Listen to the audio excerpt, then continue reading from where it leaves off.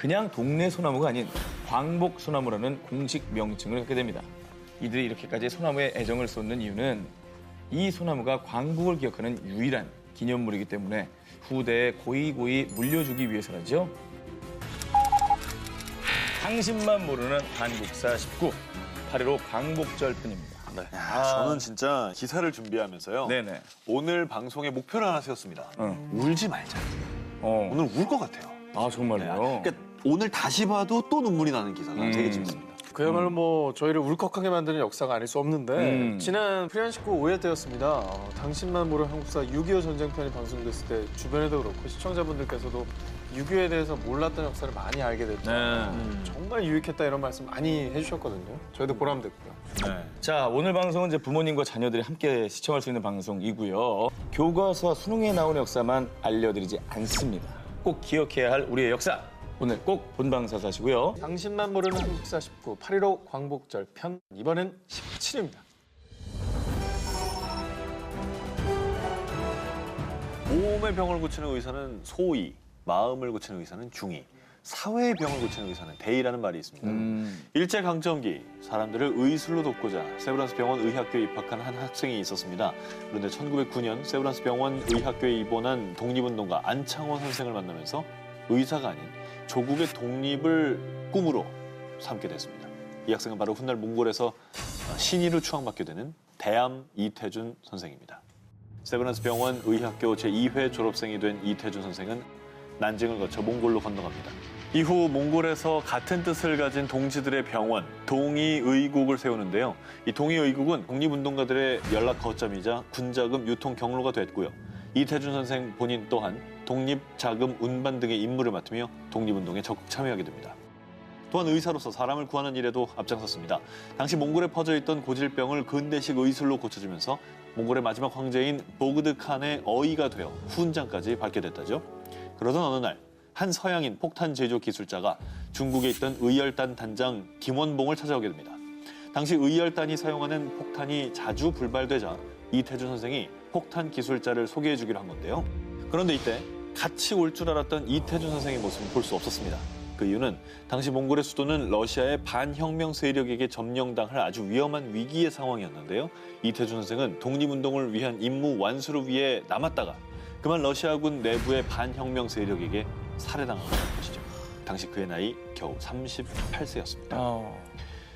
그 38세라는 그 숫자가 네. 좀 마음에 콱 박히는 게 저랑 어떻게 보면 지금 나이가 거의 비슷한 나이. 그러네요. 지금 네. 38세. 꿈을 버리고 또 외국에 가서 독립운동을 하셨다고 하니까 지금 제 삶이 조금 되돌아보게 또 되는 것 같네요. 근데 2000년 그 몽골 수도 네. 울란바토르에 이태준 선생을 기념하기 위한 아주 좋은 공원이 조성이 됐습니다. 기념공원이. 네, 몽골 여행을 계획하시는 분들은 이 이태준 선생 기념공원 꼭 한번 들려보시기 바랍니다.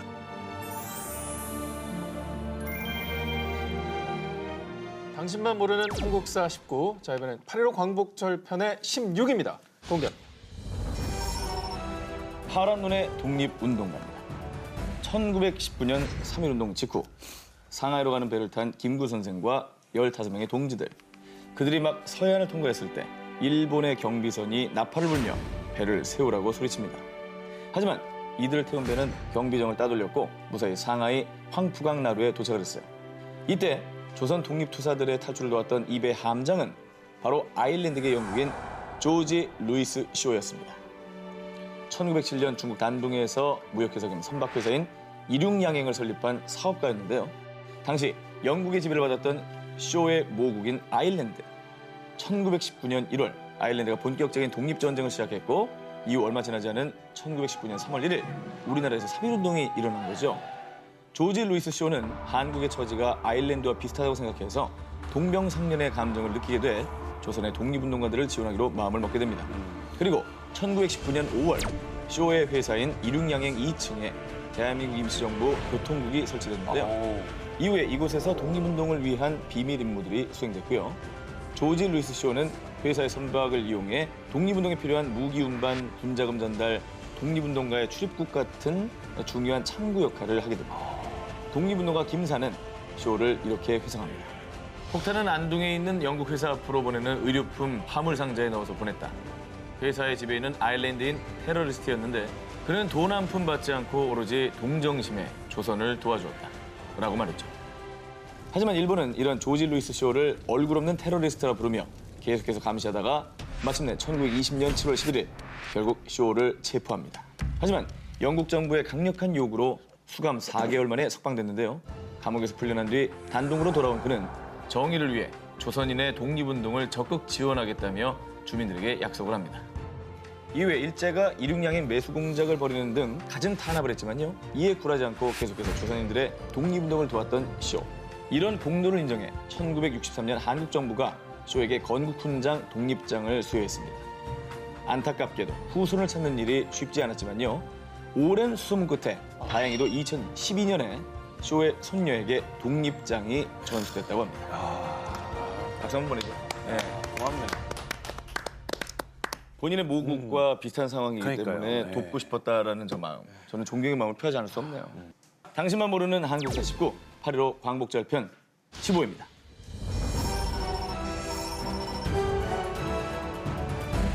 여전히 우리 생활 속에서 사용되고 있는 일제시대의 잔재들, 이제는 정말 확실하게 뿌리 뽑기 위해 오 기자가 집중 취재해왔습니다.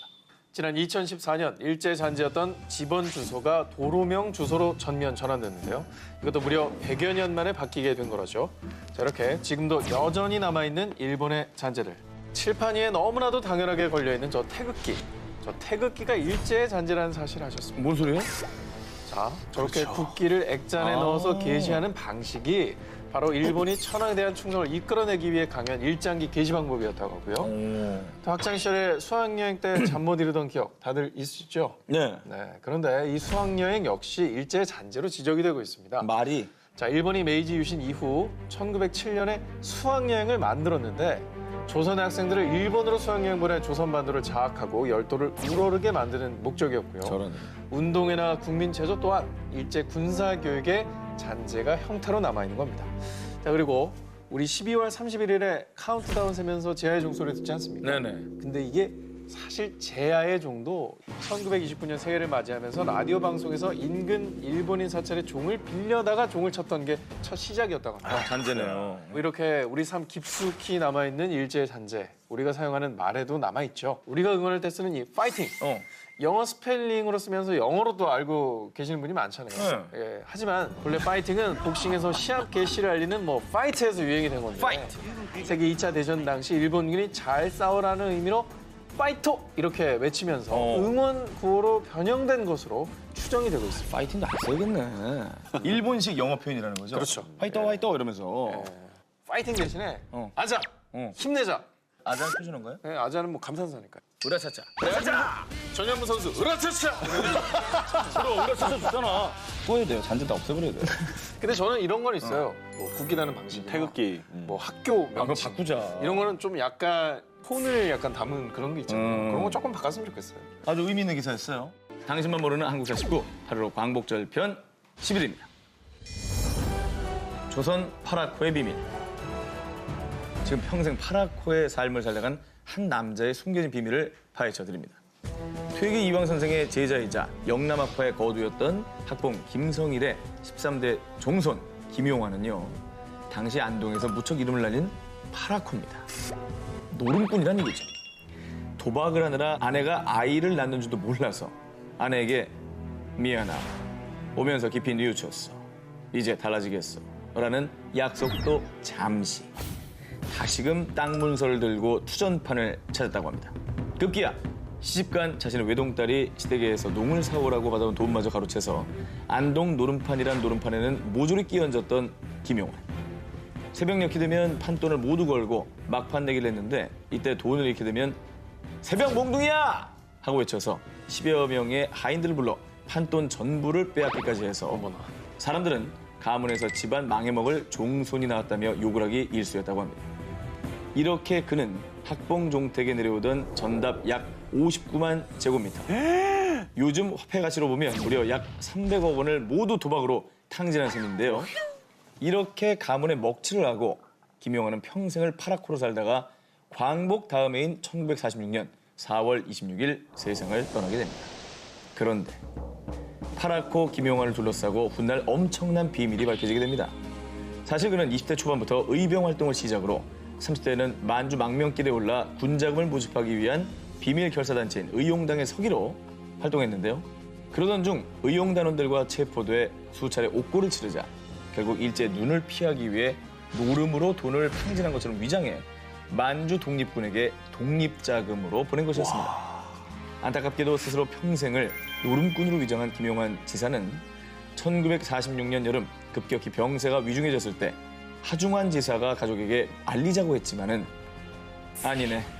선비의 후손으로서 당연히 할 일을 한 것일 뿐 끝까지 비밀로 붙여두게 라며 숨거두기 마지막 순간까지 자신의 그런 업적을 드러내놓지 않고 비밀리에 독립운동을 하셔서 베일에 가려진 부분이 많은데 다행히도 이제 1995년 광복 50주년에 건국훈장이 추서가 됐고요. 다행이네. 경상북도 독립운동 기념관에 김용환 지사의 일대기도 함께 전시돼 있다고 하니까요. 그의 선비 정신을 되새겨볼 수 있는 시간을 한 번쯤 가져보셨으면 좋겠습니다. 당신만 모르는 한국사 19 8.15 광복절 편 이제 10입니다. 잊혀진 이름 여성 독립운동. 일본의 수탈이 심해지고 있던 1913년 평양 숭의여학교 교사와 재학생들로 이루어진 비밀 독립운동단체가 결성되고 있었습니다. 이 여성 독립운동단체의 이름은 송죽회. 이들은 졸업 후 전국 각지의 교사로 부임, 애국 계몽 활동을 펼쳤습니다. 주요 활동으로는 토론과 공부를 통해 역사의식 고취, 망명한 독립지사들의 가족 돕기, 독립운동 자금 모으기 등이었는데요. 또 독립운동에 전면에 나선 여성들도 많이 있었습니다. 1920년 8월 3일 일본 제국주의의 심장 평남도청, 평양부청, 평양경찰서에 폭탄이 떨어졌습니다. 거사를 실행한 사람 중 한 명은 여성, 그것도 임산부였습니다. 바로 대한애국부인회, 상해임시정부 광복군 활동 등 활발한 독립운동을 벌인 안경신 여사입니다. 1920년 미국 의원 시찰단의 방한 소식을 들은 광복군은 세계 여론의 한국 독립의 필요성을 호소하고자 폭탄 거사를 계획하게 됐는데요. 하지만 폭탄이 불발된 후 도피 생활을 하며 다른 것에 기회를 노리던 안경신 여사는 그만 갓난아기와 함께 체포되고 맙니다. 그런데 비극은 여기서 끝이 아니었습니다. 7년 만에 풀려나온 안경신 여사가 아들을 찾아갔더니 아들은 영양실조로 앞을 보지 못하는 시각장애인이 된 것이죠. 충격에 빠진 안경신 여사는 그 후 종적을 감췄고요. 안타깝게도 지금은 안경신 여사는 물론 유족에 대한 기록도 찾을 수가 없다고 합니다. 또 우리가 알아야 할 마지막 여성 독립운동가는 1919년 천안 아운의 장터에서 유관순 열사가 만세운동을 하고 있었다면 함경북도 화대 장터에서는 동풍신 열사가 만세운동을 하고 있었습니다. 당시 장터에 일본 헌병의 무차별 사격으로 많은 사람이 사망을 했는데요. 그 중에 한 명이 동풍신 열사의 아버지였던 것이었죠. 그 소식을 들은 동풍신 열사는 죽음을 각오하고 만세운동에 뛰어들었고요. 결국 일본 헌병에 체포됐는데 악랄한 고문을 견디지 못하고 안타깝게도 17살의 꽃다운 나이로 옥중에서 순국하고 맙니다. 당신만 모르는 한국사 19 8.15 광복절 편입니다. 이번엔 9위입니다. 대한독립만세를 외친 일본인. 1919년 일본 재판정에 선 28 독립선언의 주역들. 그때 이들의 변호를 자처했던 한 일본인 변호사. 그 사람은 바로 후세 다스지입니다. 당시 보통 변호사들이 조선인들이 잘못했으니 선처해달라고 부탁하는 식의 변호를 했던 거와 달리 후세 다스지는 재판관은 조선을 무엇이라 생각하는가? 조선의 독립은 정당한 요구다 라며 법정에서 독립운동의 정당성을 주장했습니다. 법대에 진학한 이후에 조선 유학생들과 어울리며 조선인에게 가해지는 철저한 차별과 억압을 깨달았던 후세 다스지. 그는 1923년 조선인 차별 철폐를 주장했고요. 1924년 의열단원 김지섭 지사 변론, 1926년 박열의 일본 황태자 암살기도 사건 변론 등 늘 일본의 폭력과 수탈에서 조선인을 변호하기 위해 힘썼습니다. 그래서 당시 조선인들은 그를 우리의 변호사, 조선인의 벗이라고 불렀죠. 특히 관동 대지진 이후 일본에서 퍼진 유언비어 때문에 일본 관원과 민간인들에게 조선인 6천 명이 학살당했던 관동 대학살 사건. 당시 후세 다스지는 조선인 학살 사건을 고발하는 자유법조단을 이끌었습니다. 또한 조선일보와 동아일보에 일본인으로서 조선인 학살 문제에 대해 진심으로 사죄하고 자책합니다라는 사죄문을 보내기도 했습니다. 이러한 행동 때문에 일본 당국의 미움을 산 그는 결국 변호사 자격을 박탈당했고요. 치안유지법 위반 혐의 등으로 투옥되기까지 했습니다. 이렇게 평생을 조선의 독립과 인권을 위해 싸운 후세 다스지. 이에 대한 공로로 지난 2004년 10월 일본인 최초 또 일본인으로서는 유일하게 대한민국 정부로부터 건국 훈장을 수여받았습니다. 이런 일본인이 있습니다. 본인이 소신으로 삼고 있는 대의명분을 위해서 모든 걸 다 포기하고 조선의 독립을 위해서 애쓰신 정말 양심 있는 일본인이었던 거죠. 자, 당신만 모르는 한국사 19, 8.15 광복절 편입니다. 이번엔 6위 공개합니다. 지금으로부터 딱 71년 전입니다. 1945년 8월 15일 수십 년간 애타게 기다려온 그 순간 온 나라에 대한독립 만세! 소리가 울려 퍼졌을 텐데요. 이 수많은 영화 속에 등장한 그 감동의 순간은 사실이 아니었습니다. 뭔 소리예요? 그 이유는 바로 라디오에 있었습니다. 당시 일본의 항복 발표는 오직 라디오를 통해서만 흘러나왔는데요. 라디오를 소유하고 있는 사람이 많지도 않았을 뿐더러 어려운 한자에 설상가상으로 잡음까지 섞여 무슨 말을 하는 건지 웬만해선 알아들을 수가 없었던 거죠. 이렇게 대부분의 사람들은 꿈에 그리던 광복의 시간을 허무하게 흘려보내고 있었는데요. 이는 자유를 갈망한 죄로 수감됐던 독립운동가들도 마찬가지였습니다. 서대문 형무소 역사관에 따르면 8월 15일 해방이 결정됐음에도 불구하고 공식적인 석방은 8월 17일경으로 추측된다고 합니다. 대전 형무소도 마찬가지였는데요. 광복 당일인 8월 15일 일본의 항복 선언을 접하게 된 이들은 우리를 즉시 석방하라 강력히 피력했고 결국 광복이 이틀 지난 17일부터 석방 수속에 들어가게 됐습니다. 비록 광복의 순간을 기쁨으로 맞이하지는 못했지만 뒤늦게나마 목이 터져라 대한독립 만세를 외치게 된 거죠. 그 순간을 우리도 영원히 잊지 말아야겠습니다. 저 시대 살았으면 저게 이제 대한독립 만세 이렇게 주변에 들릴 거 아니에요. 네. 그러면 딱 보면서 그냥 바로 울 것 같아요. 기쁨보다는 뭔가 울컥함이 먼저 그 올 서름과 네. 고통의 시간들 막 떠오르고. 자, 당신만 모르는 한국사 19 8.15 광복절 편입니다. 5위입니다.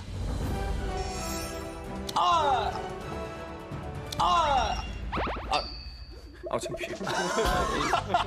순위가 중요하지 않다고 그랬는데, 진짜 1위인 줄 알았다. 기대했다고? 에이, 다행이라도 못 치셨는데 높은 것 같은데 뭐. 자, 5위입니다. 정말 1위 같은 5위죠. 광복을 기억하는 소나무입니다. 1945년 8월 15일 경상북도 대구시 동구 평광동. 온 국민이 염원하던 광복이 찾아온 순간 한마을의 청년 5명은 깊은 고민에 빠지게 됐습니다. 35년간 치욕스러운 일제 강점기를 벗어난 광복의 순간을 그냥 넘길 수 없었기 때문이죠. 이윽고 장정 5의 손에 의해 마을에 자리 잡게 된 이것, 바로 소나무입니다. 오! 네, 어떻게 저렇게 생겼지? 멋들어지죠. 두 그루는 이미 죽고요. 현재는 높이 약 6m 크기의 한 그루만 보존되고 있다고 합니다. 동네 주민들은 광복을 기념하는 유일한 소나무를 알려야겠다는 생각을 하게 되는데요. 이로 인해서 2004년부터는 그냥 동네 소나무가 아닌 광복 소나무라는 공식 명칭을 갖게 됩니다. 이들이 이렇게까지 소나무에 애정을 쏟는 이유는 이 소나무가 광복을 기억하는 유일한 기념물이기 때문에 후대에 고이고이 물려주기 위해서라죠. 다행히도 마을 사람들 노력의 성과로 이 광복 소나무를 영원히 볼 수 있게 됐는데요. 지난 4월에 국립산림과학원이 광복 소나무의 DNA 채취에 성공했기 때문이죠. 이 광복 소나무는 지난 2000년 11월 대구시 보수 2-21호로 지정이 됐고요. 이 광복의 이쁨을 영원히 기를 수 있도록 천연기념물로까지 지정되는 게 최종 목표라고 합니다. 네. 2-21호, 다시도 일본에서 온 말입니다. 자, 다시 갈까요?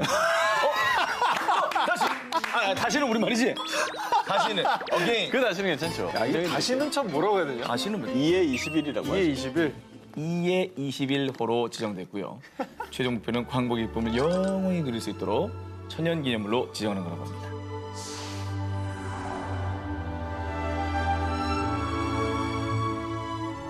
자, 당신만 모르는 한국사 19, 8.15 광복절 편 4위의 주인공 누굴지 공개합니다. 어니스트 한 기자 정신이라고 그래가지고. 제 헤드라인이 정직한 한 기자. 그렇죠. 저는 참 어니스트 한 기자입니다. 어니스트 한 기자 아니고요. 어니스트 한 기자. 1위를 어니스트한 기자 정신 4위 기사입니다. 조선 총독부 초대 통감 이토 히로부미. 그가 유일하게 두려워했던 것 바로 신문이었습니다. 당시 일제가 가장 다루기 힘들어했던 신문 바로 대한매일신보였는데요. 이 신문의 발행인은 다름 아닌 푸른 눈의 영국인 어니스트 토마스 베델이었습니다. 자, 1904년 영국 데일리 크로니클즈의 특파원이었던 베델.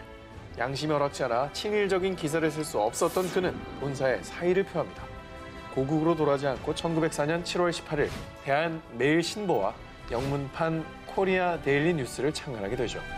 을사늑약 무효주장, 헤이그 특사 파견 보도, 국채보상운동 전개 등 일본의 침략 만행을 전 세계 낱낱이 폭로하는데 만전을 기하게 됩니다. 자, 고종과 양기탁, 박은식, 신채호 등은 대한매일신보를 항일 민족운동의 중요한 거점으로 삼기 시작하는데요. 당시 고종은 1906년 베델에게 신문과 통신의 전권자로 특히 위임한다는 특허장을 내리기도 했고요. 그러나 일본인이 발행하던 한국어 신문 대한일보에서는 베델과 그의 신문을 공격하기 시작합니다. 심지어 영국 정부조차 일제와 손을 잡고 베델을 추방하기 위해 힘쓰는데요. 결국 1907년에는 6개월 근신 처분, 1908년에는 3주간의 형무소 복역 처분을 받게 됩니다. 결국 그는 1909년 5월 1일 서울에서 37세의 젊은 나이로 순국을 하게 되죠. 아이고. 대한 독립을 담았던 그 푸른 눈을 우리는 영원히 기억을 해야겠습니다. 아, 정말 존경할 만한 언론인입니다. 네. 그렇죠. 아, 정말 잊지 말아야 돼요, 이런 분들은.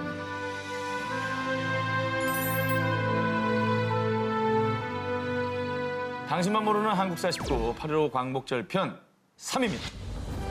독립지사들의 묘에는 이게 있다. 뭐가? 자, 효창공원 324의 묘 옆에는 주인 없는 무덤이 하나 더 있습니다. 바로 나의 뼈를 하얼빈 공원 곁에 묻어두었다가 우리 국권이 회복되거든 고국으로 옮겨 묻어다오라는 유언을 남긴 안중근 의사의 묘입니다. 하지만 순국 후 106년이 되도록 유해를 찾지 못해 가묘로 남아있죠. 자, 그런데 충청남도 천안에도 유해를 찾지 못한 한 독립지사의 무덤이 있습니다. 바로 유관순 열사의 묘인데요. 해외도 아니고 국내에서 순국한 유관순 열사의 유해가 실종된 원인, 이 또한 일본 때문이라고 하는데요. 1920년 서대문 형무소에 수감된 후 19세의 나이에 순국한 유관순 열사. 당시 열사의 부모님도 모두 순국한 상황이라 이태원 공동묘지에 묻혔는데요.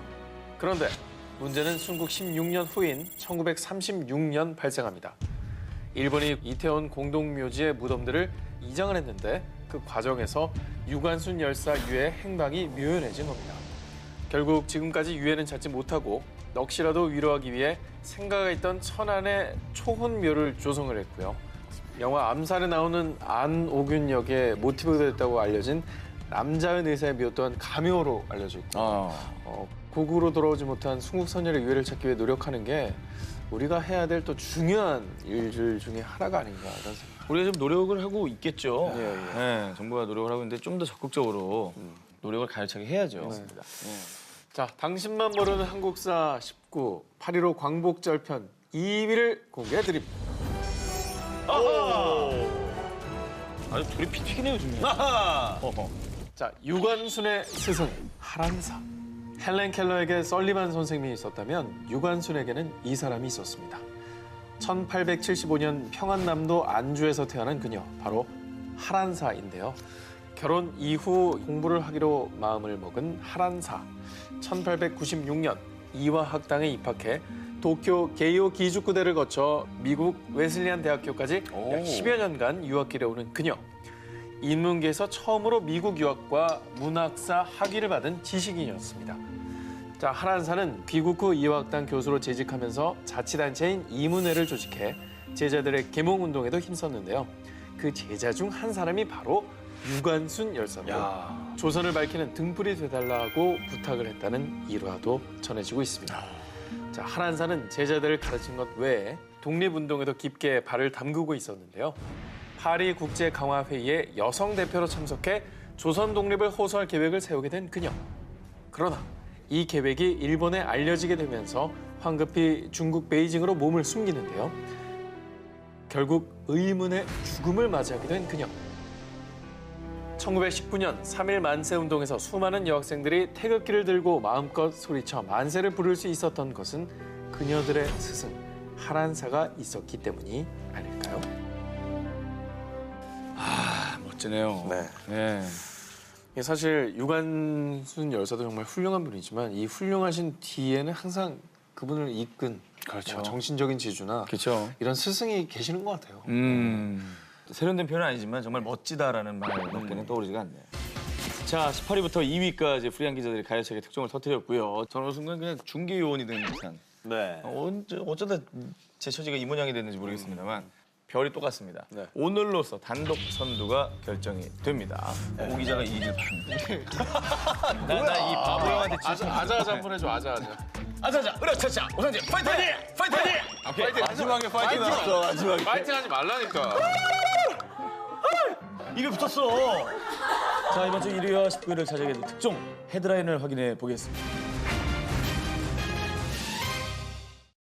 자, 이번 주 1위와 19위를 차지하게 된 특종 헤드라인을 확인해 보겠습니다. 지하철로 떠나는 독립운동 투어. 조국의 아들을 길러낸 위대한 어머니. 한 기자, 제가 먼저 할까요? 네. 평소에는 그냥 지나쳤던 서울 도심 속 그것도 수많은 사람들이 이용하는 지하철역 근처에 아픈 역사의 흔적이 고스란히 남아 있습니다. 큰 맘 먹지 않아도 쉽게 떠날 수 있는 지하철 역사 투어 3호선입니다. 먼저 이름부터 필이 팍 오시는 독립문역인데요. 독립문은 1897년 파리 개선문을 모티브로 독립협회가 건립한 건축물이고요. 우리나라의 독립의지를 듬뿍 담아 만든 근대화의 상징입니다. 독립문을 지나 독립관, 순국선열 추념탑까지 둘러보셨다면 서대문 형무소 역사관에 다다르게 됩니다. 1945년 해방이 될 때까지 독립운동가들이 수감된 곳이고요. 실제 옥사와 사형장, 그리고 끔찍한 고문과 노역의 흔적이 고스란히 남아있는 곳입니다. 이어서요, 독립문에서 바로 한 정거장만 가면 경복궁역인데 이 경복궁역에도 독립의 흔적이 남아있습니다. 그래요? 경복궁역 인근에는 우당 이회영 기념관, 윤동주 문학관 등 독립운동가들의 생애를 엿볼 수 있는 곳들도 있으니까요. 꼭 함께 들러보시기 바랍니다.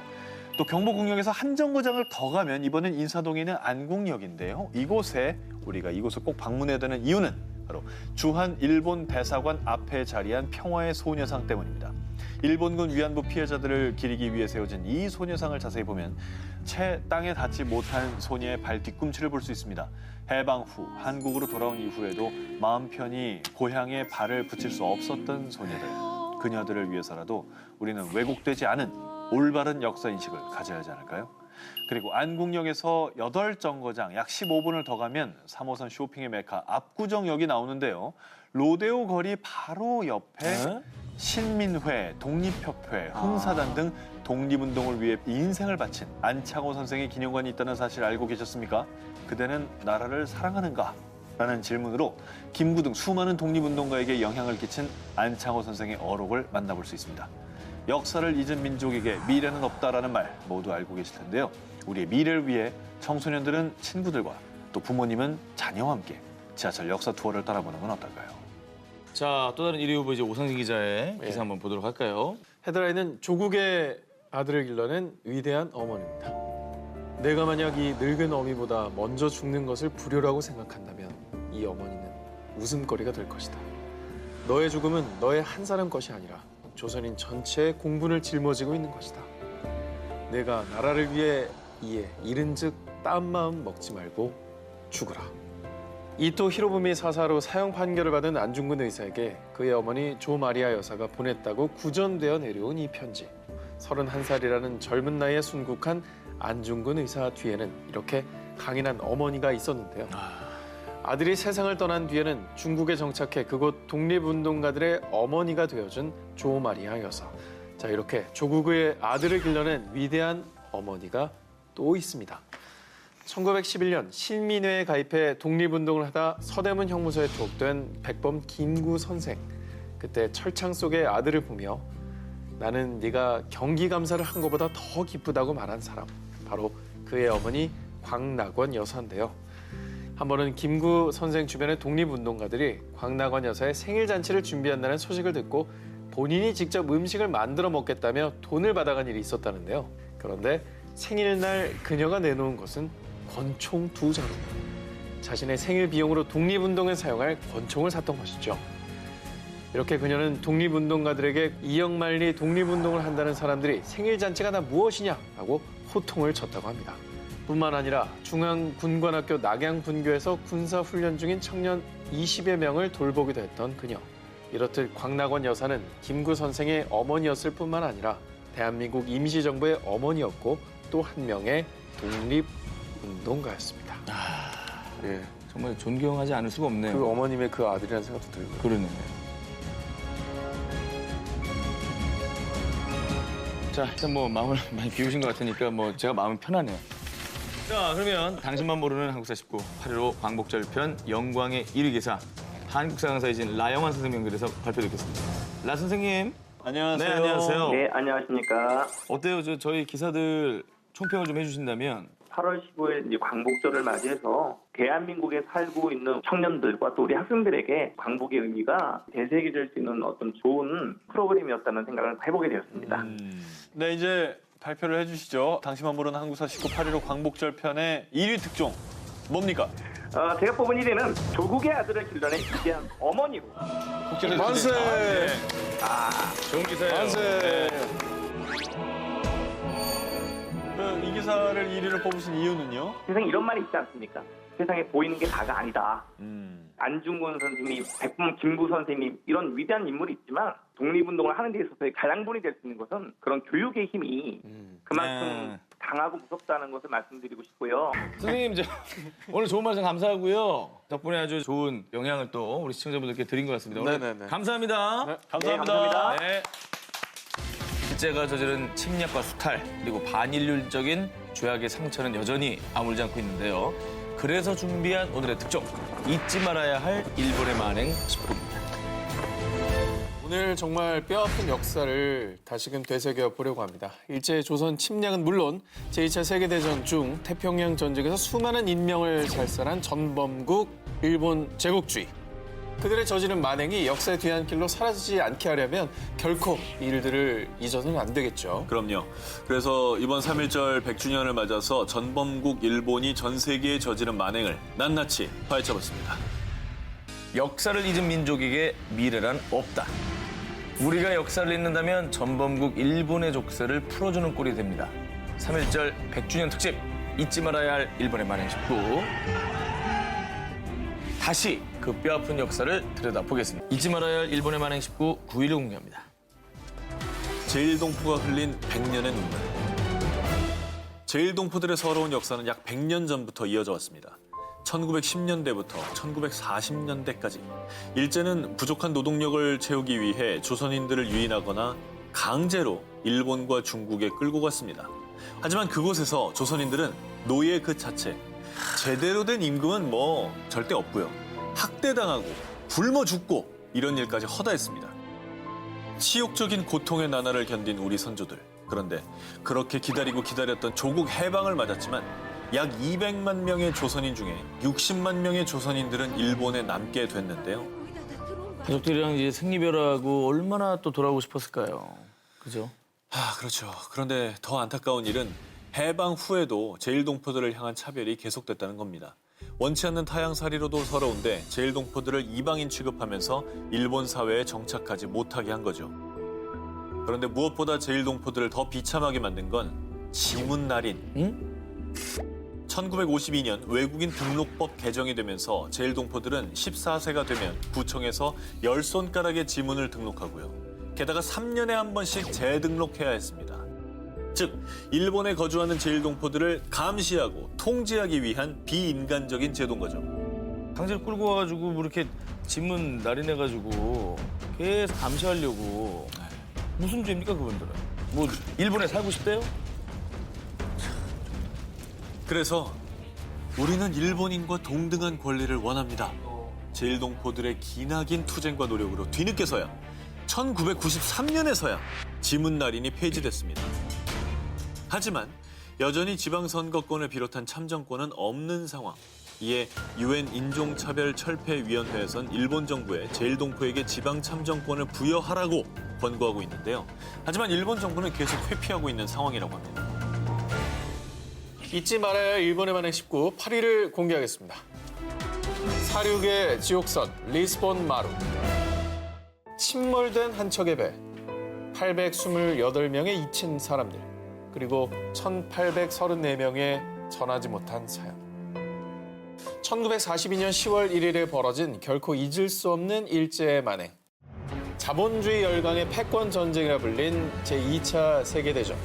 이때 패권이 와르르 무너진 영국. 1942년 9월 일본은 적대국 영국으로부터 홍콩을 빼앗았고요. 일본군은 홍콩을 지키던 영국군 병사들을 강제 노동에 동원하기 위해 포로로 생포. 7,000톤급의 화물선 리스본 마루에 태우고 일본으로 향하고 있었습니다. 그런데 약 한 달 반 뒤인 10월 1일 상하이 부근 해상에서 미국 잠수함 그루퍼의 레이더망에 걸린 리스본 마루. 당시 일본과 대립 관계에 있던 미군은 리스본 마루를 일본의 화물선으로 보고 곧바로 4발의 어뢰를 발사했습니다. 아이고야. 결국 마지막 어뢰에 리스본 마루는 침몰하기 시작. 그리고 이 거대한 화물선이 완전히 침몰하기까지 장장 25시간 동안 배 안에서는 일본군들의 잔혹한 사륙이 자행됐습니다. 왜 갑자기? 게다가 가까스로 바다에 뛰어든 영국군 포로들에게는 기관총을 마구 쏘아댔고 심지어 이 바다에 빠진 영국군 포로들을 구해줄 것처럼 보트에 태우고는 다시 잔혹한 살인을 저질렀습니다. 아니 저 급박한 상황이 어떻게 저런 생각을 할 수가 있지? 당시 이 사륙의 현장에서 941생으로 살아난 영국군 포로 데니스 몰리 씨는 일본군은 사격 연습이라도 하듯 총을 쏘아댔죠. 그리고 피 냄새를 맡고 상어들까지 몰려들었습니다. 어머머머머. 이렇게 끔찍한 기억을 안고 있다고 합니다. 자, 오늘 3.1절 100주년 특종을 맞아서 특별한 분이 프리한 식구를 찾아주셨는데요. 한국 사람보다 더 한국 사람 같은 독일인 다니엘 린데만 씨를 모시겠습니다. 어서 나오세요. 어서 오세요.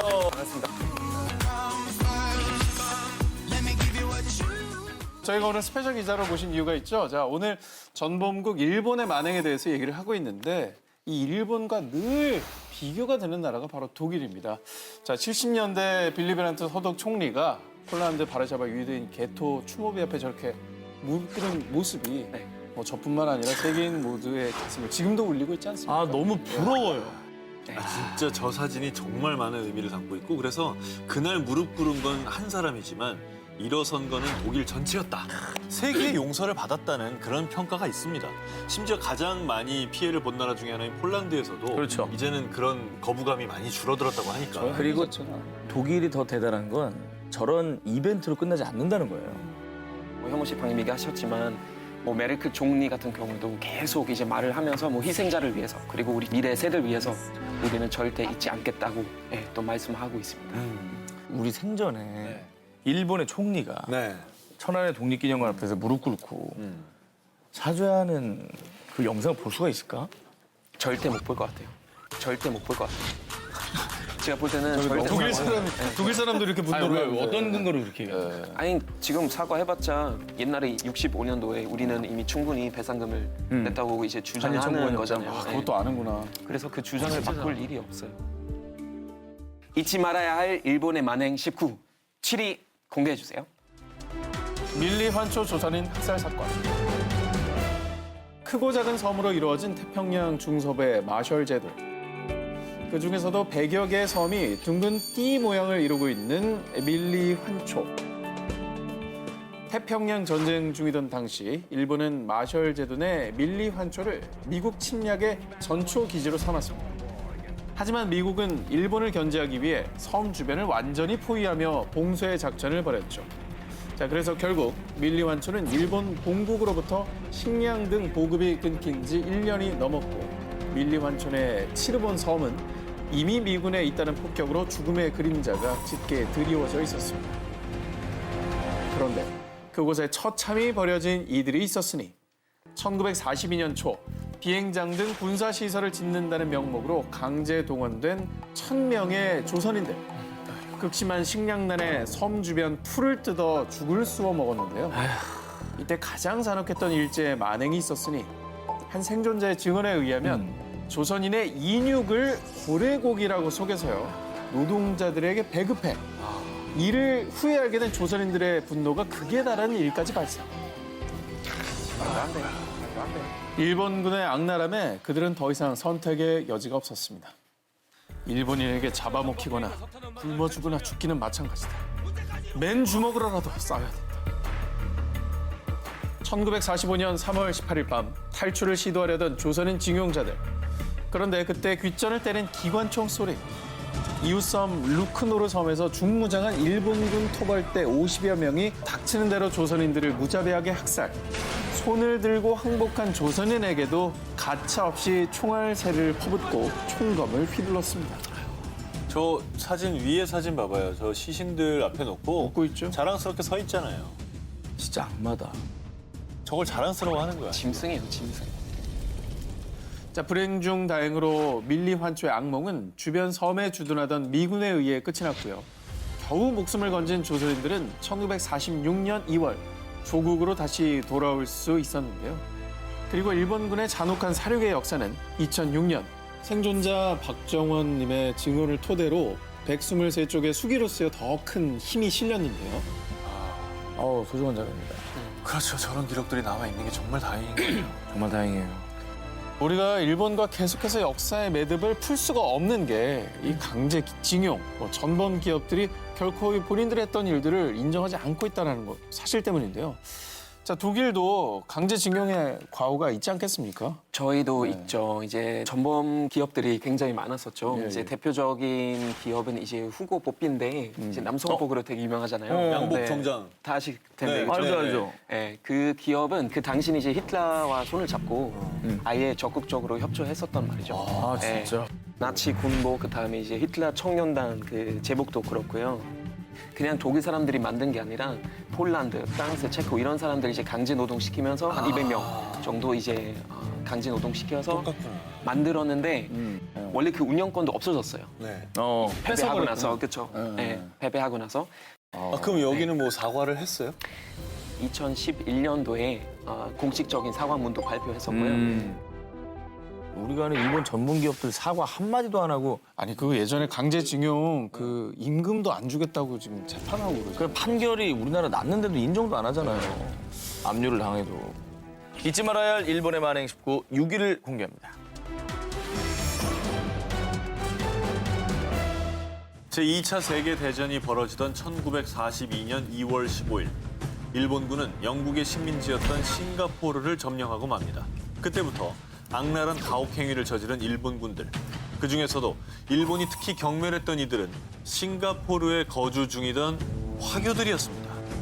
그 이유는 1937년 중일전쟁이 지속되던 때 동남아시아 각지의 화교들, 특히 싱가포르 내 화교들이 주축이 되어 중국에 전쟁 지원 기금을 보내거나 일본의 탄압에 항거하며 항일 운동을 했기 때문입니다. 그리고 이 일을 빌미로 시작한 잔혹한 사륙. 악마의 사령관으로 불린 야마시타 도모유키는 싱가포르 내 화교들을 반일파로 칭하고 양민 등록을 실시하니 18세에서 50세까지 모든 중국계 남자들은 집합하라 라는 내용을 공고합니다. 그리고 곧바로 일본군은 강제 검거를 시작했습니다. 그런데 강제로 끌려온 화교들이 도착한 곳은 창이프로 수용소 앞에 타나메라 해변. 싱가포르의 화교들이 트럭에서 내린 그 순간 일본군은 곧바로 그들을 향해 잔인하게 총을 쏴댔습니다. 아주 그냥 주특기구만. 그냥 잔인하게 무자비하게 그냥 총질하는 게 주특기인가 봐요. 빗발치는 총탄에 맞아 무참히 죽어나간 사람들. 집단 학살의 사격이 끝난 후에도 일본군은 확인 사살까지 하는 잔혹함을 보였는데요. 게다가 그 악몽은 몇 개월간 지속됐다고 합니다. 하지만 현재 그토록 천인공노할 짓을 저지른 일본은 이를 화교 숙정 사건이라고 부르며 피해 상황을 축소 왜곡시키고 있습니다. 계속 손바닥으로 하늘 가리고 있는 거예요. 맞아요. 안 가리지거든요. 증거들이 이렇게 있는데. 계속 열심히 이러고 있는 거예요. 계속 안 보이게 하려고. 자, 그리고 2016년 5월 베트남에서 열린 유네스코 세계 기록유산 아시아 태평양 지역위원회 총회에서요. 일본군의 화교 학살 사건을 담은 피해자들의 증언집이 기록유산 후보로 올라왔는데요. 하지만 안타깝게도 투표에서 부결. 한편 2013년에도 이 증언집이 유네스코 기록유산 등재 여부를 놓고 심사를 받았으나 부결에 그쳤다고 합니다. 하루빨리 역사의 진실이 명명백백히 밝혀지길 바랍니다. 일본은 자신들이 했던 옛날의 과오들을 굉장히 축소하고 또 왜곡하고 있습니다. 여기서 뭐 우리가 교과서 얘기를 또 안 할 수가 없죠. 교과서 해야죠. 에휴. 독일 역사 교과서는 어떻습니까? 저희는 역사 수업의 70%는 거의 다 2차 대전 관련된 역사 수업. 역사의 70% 정도 보시면 되고요. 정말 그다음에 기대된다. 다르다 네. 달라. 보통 이제 피해자들 어떤 개인적인 사연들 자세히로 드러나고 그 다음에 어떤 범죄 저질렀는지 그 내용도 자세히 나오고요. 저희가 예전에 이제 프리한 식구에서도 뭐 교과서 문제를 거론한 적이 네. 있었지만 일본 교과서들은 본인의 전쟁 범죄를 어떻게 저질렀느냐보다는 자기들이 받은 피해, 특히나 이제 뭐 원폭 투하, 연합국 공습 같은 본인의 피해를 더 부각시키는 단어를 많이 쓰면서 식민 지배, 위안부, 강제 노역 이런 건 축소, 왜곡 아예 없애는데 너무 비교가 되네요. 좀 개인적으로 굉장히 의미 있다고 생각하는 게 2016년 가을 학기부터 독일, 폴란드 공동 교과서가 발표됐어요. 중학교부터 이제 사용되는데 2020년까지 다 완성된대요. 그리고 같이 집필을 하면 이게 서로의 입장을 대변하니까 네. 굉장히 객관적으로 서술을 할 거 아니에요. 그런 행위 자체가 어떻게 보면 최고의 반성 행위 아닐까라는 그런 생각이 그치. 들어요. 정말 요만큼이라도 배웠으면 좋겠어요, 일본이. 요만큼이라도. 네. 잊지 말아야 할 일본의 만행 19 5위 공개해 주세요. 일본이 버린 비극의 섬 오키나와. 투명한 하늘과 에메랄드빛 바다로 일본의 하와이라 불리는 최고의 휴양지 오키나와.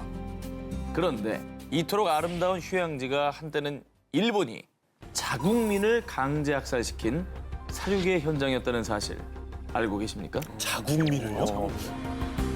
1945년 4월 1일 태평양 전쟁 막바지 미군은 일본 본토로 돌격하기 위해 오키나와에 상륙. 이날부터 무려 81일간 일본군과 미군의 치열한 전투가 이어졌습니다. 평화롭기만 했던 이곳에 어느 날 갑자기 양국의 군인들이 대치하고 있으니 이 주민들은 얼마나 불안했겠습니까? 그럼요. 완전 전쟁의 그 한 중심 아니겠죠? 그렇죠. 이 원주민들은 어느 편에 서야 될지도 모르고 네. 아무것도 모르는 상황에서 일본군 미군이 들어온 겁니다. 때문에 오키나와 주민들이 의지할 곳이라고는 오로지 그나마 자국 군대인 일본군이었겠죠. 그렇죠. 일본군이 자신들을 보호해줄 거라 믿고 식량과 물자도 공급을 하고요. 그들이 알려준 노래 바다에 가면이란 뜻의 우미 유카바까지 따라 불렀습니다. 천황에 대한 맹목적인 충성까지 세뇌당한 오키나와 주민들. 그런데 일본군은 과연 이들을 지켜야 할 국민이라 생각을 했을까요? 안타깝게도 일본군에겐 타국민 그 자체였습니다. 그 이유는 오키나와가 19세기 말에 일본의 무력으로 뒤늦게 병합된 지역이었기 때문이죠. 그래서 전쟁의 소모품으로 여기며 오키나와 주민들을 총알바지로 내몰았습니다. 짐승들이에요, 진짜 짐승.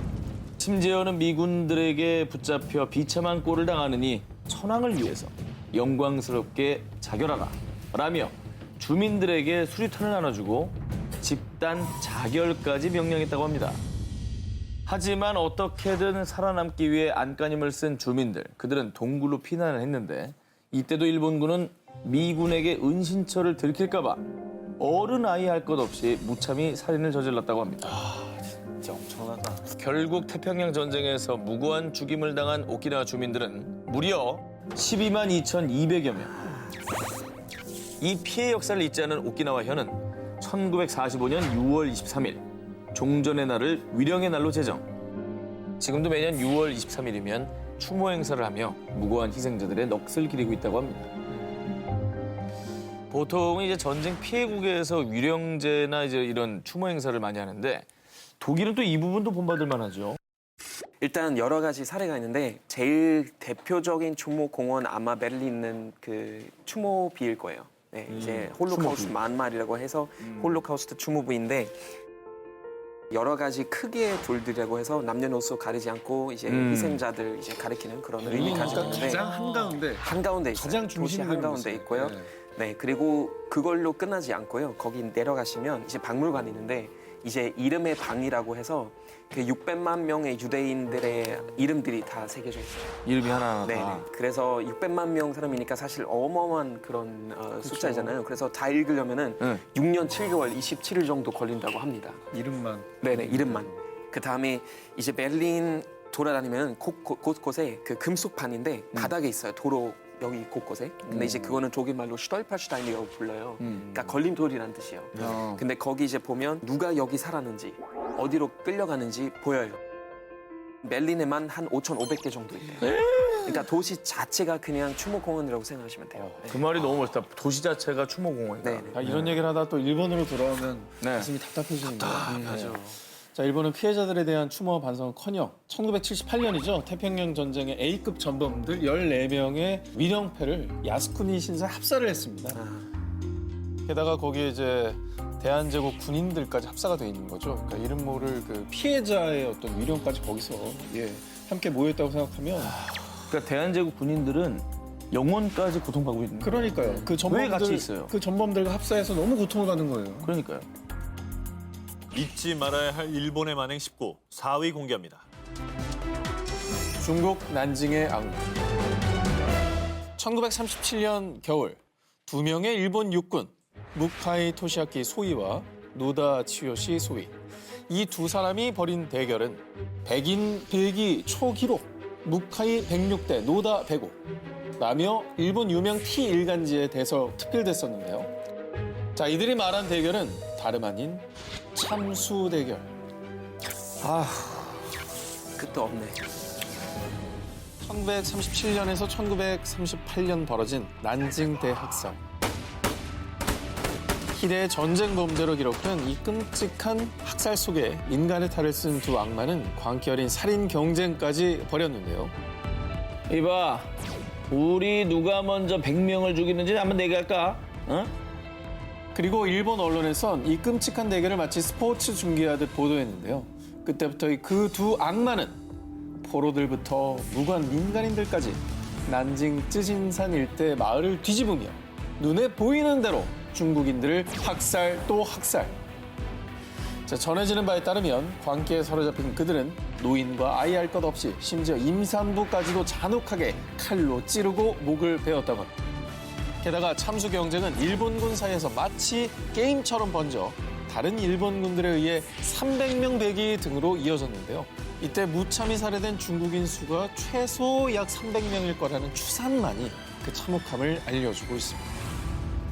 자, 2016년에 당시 일본의 방위성 장관 이나다 도모미가 100명을 참수했다는 건 말이 되지 않아요. 라는 망언을 남겨 중국인들을 2번 울리기도 했는데요. 자, 중국인들은 이걸 듣고 얼마나 또 기가 차고 분노가 끓겠습니까? 그러게 말입니다. 네. 이미 다 드러난 역사적 사실. 자기네 신문 기사에 있는데 중국의 뭐가 신문에서 말이 안 보도를 했는데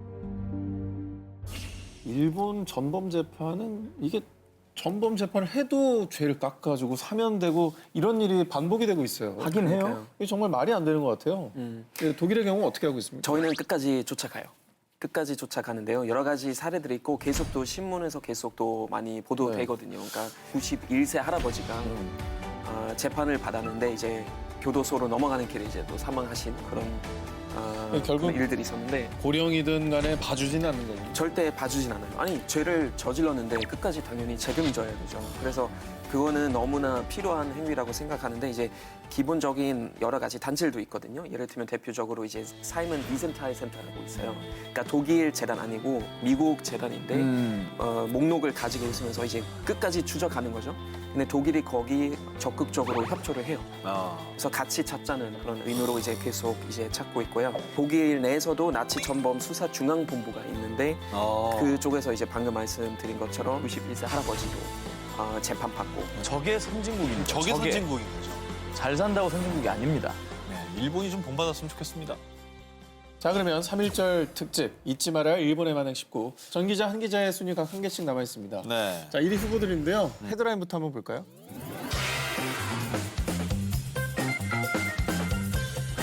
잊지 말아야 할 일본의 만행 19, 저 정 기자의 1위 후보 특종입니다. 2013년 5월, 일본 미야기현의 항공자위대 기지를 방문한 아베 총리. 그런데 아베 총리가 한 훈련기 조종석에 앉아 찍은 사진이 공개가 되자 그를 향한 국제적인 비난이 쏟아졌습니다. 그 이유는 바로 훈련기에 새겨진 숫자 731 때문이었습니다.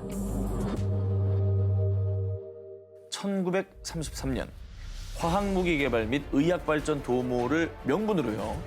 세균학 박사 출신 이시시로 중장의 주도하에 중국 하얼빈에 창설된 731 부대.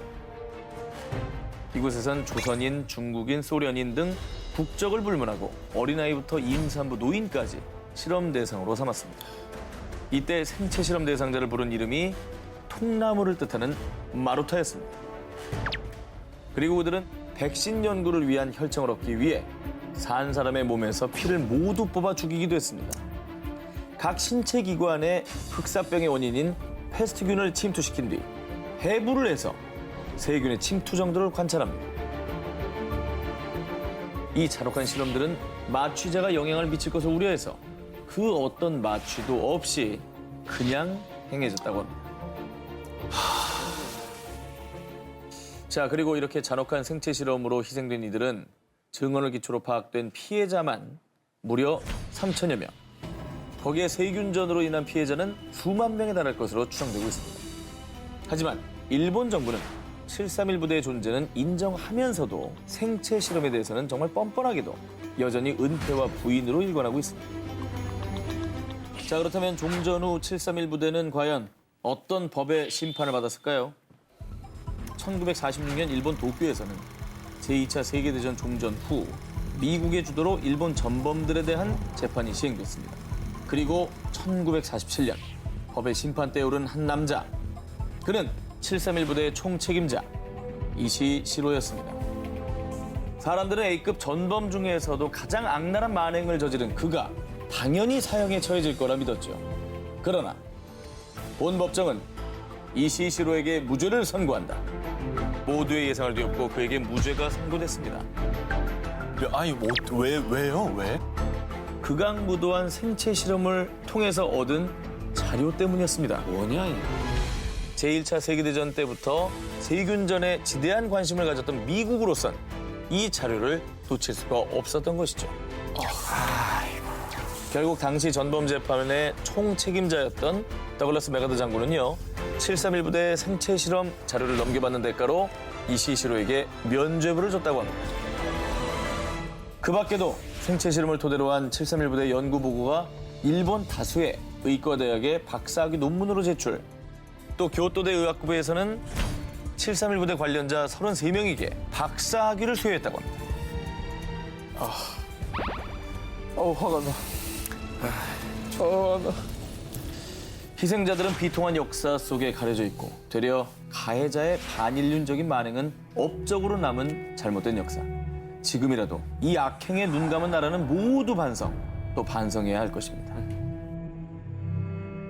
2차 세계대전 당시 독일에서도 뭐 잔혹한 생체 실험이 많이 진행이 됐었죠. 뭐 아시겠지만. 지금은 이제 독일에서는 다크 투어리즘의 그 장소로 보존이 되고 있다고요? 맞습니다. 일단 락센하우sen 수용소에 있는 생체 실험실 보실 수 있어요. 저도 거기 작년에 갔다 왔는데 그래요? 끔찍하더라고요. 정말 끔찍하고요. 거기 오랫동안 있으면 정말 기분이 너무 묘해지더라고요. 근데 이제 거기 이제 가이드 분이 계세요. 설명해 주시는데 그때 얻었던 지식을 아직도 독일 의학에서 사용된다는 거죠. 좀 아이러니컬하네. 네, 너무 아이러닉한데 근데 지금 어떻게 하냐면은 의대 가서 역사를 강의해요. 일단 이제 의대생들이 이 지식 배우기 전에 역사부터 배우고 맞습니다. 보기 시작하는구나. 그 다음에 그 지식이 어디서 나왔는지 배워야 된다는 거예요. 의식을 먼저 가르치는 거죠. 맞아요. 사실. 네. 지식보다도. 그거 너무나 필요한 거고 그래서 심지어 약간 묵념도 하는 걸로 알고 있어요. 자, 제1위 후보 기사 발표하겠습니다. 2007년 2월 15일 미국 워싱턴 하원 외교위원회가 연 청문회. 이곳에서 일본군 위안부 피해자 이용수, 고 김군자 할머니께서는 전 세계인들 앞에서 끔찍하고 잔인했던 일제의 만행을 낱낱이 폭로했습니다. 그리고 이어서 증언대에 오른 푸른 눈의 한 할머니.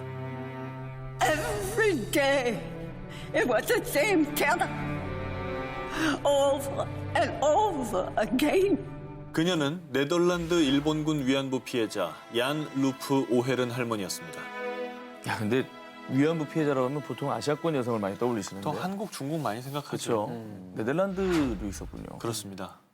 1942년 일본이 당시 네덜란드령 동인도, 지금의 인도네시아 자바섬을 침략했을 때 18살의 소녀였던 오헤르는 수천 명의 네덜란드인들과 함께 수용소에 갇혀 포로 생활을 해야만 했습니다.